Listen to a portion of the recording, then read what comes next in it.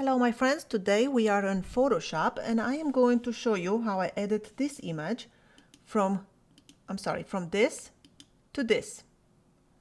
So you see we get rid of a lot of distracting elements over here and just kind of bring the attention to the bird.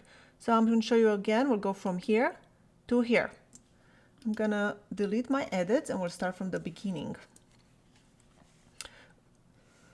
First thing I like to do is to duplicate my layer, Command J to duplicate it.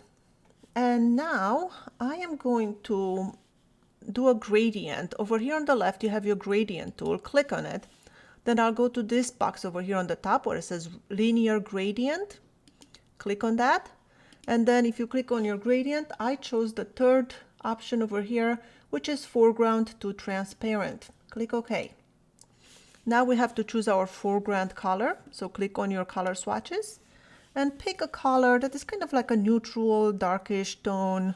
In my case, maybe I'll just click somewhere over here and say OK.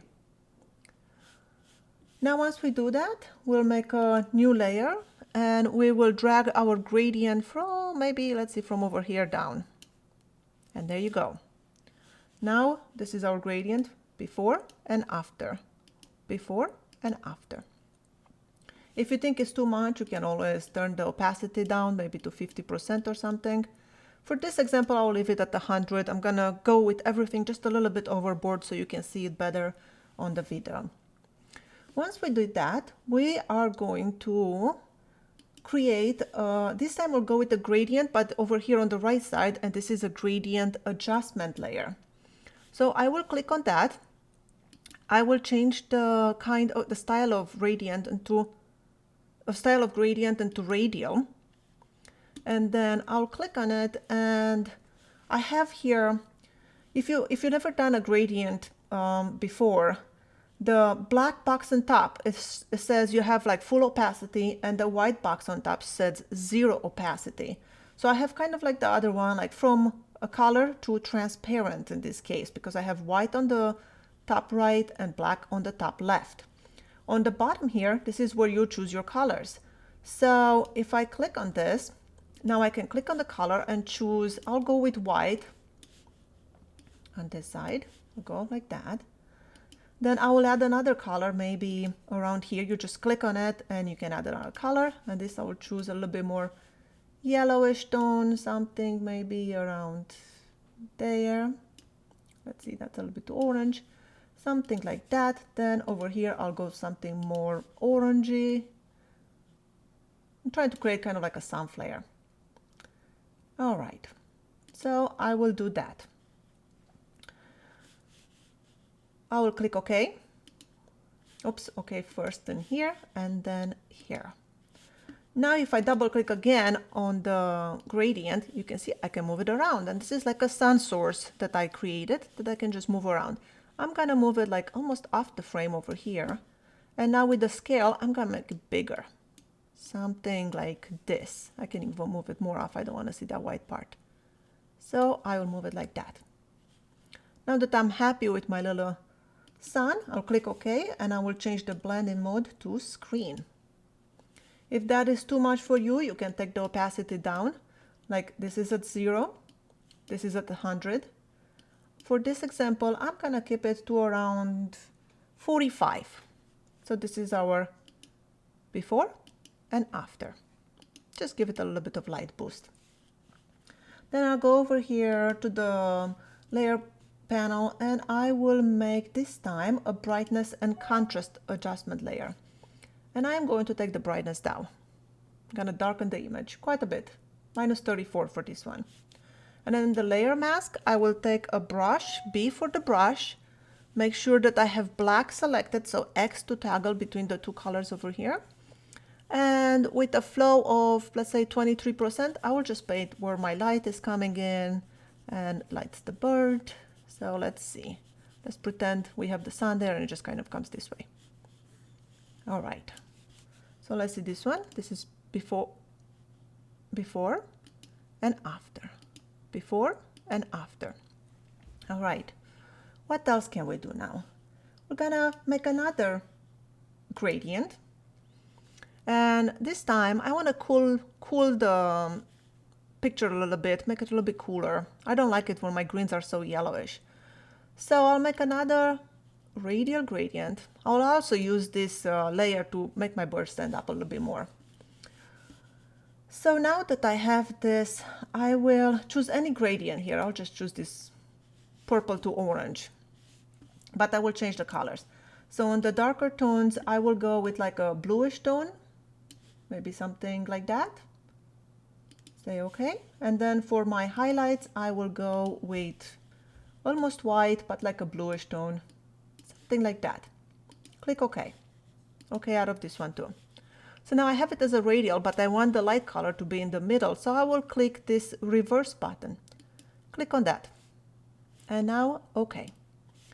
I will change the blend mode of this one to, let's see, screen maybe? We'll try screen first.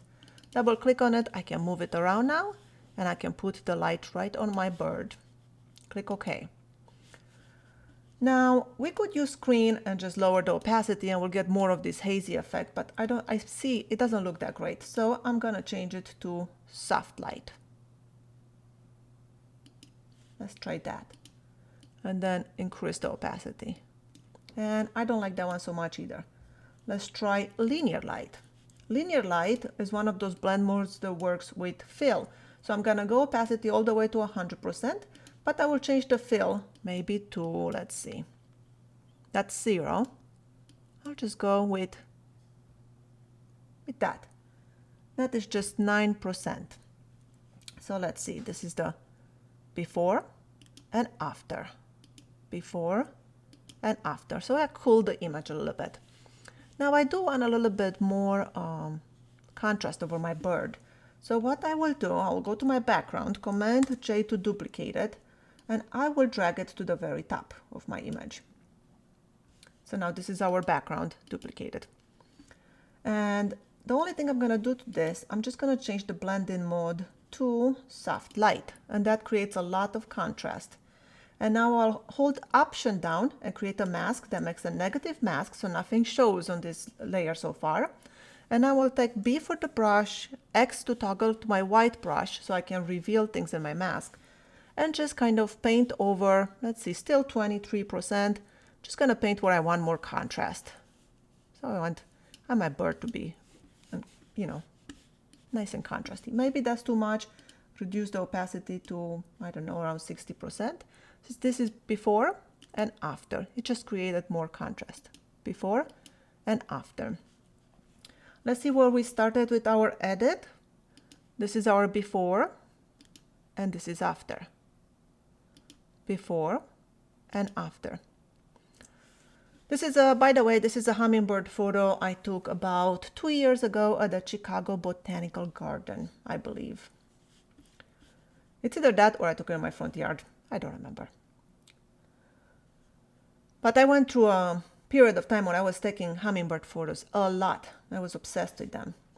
Now, if you look at your image and you feel like you went too far, you can click on your first layer, hold Shift, go to your last layer but not the background, and then Command G to group it.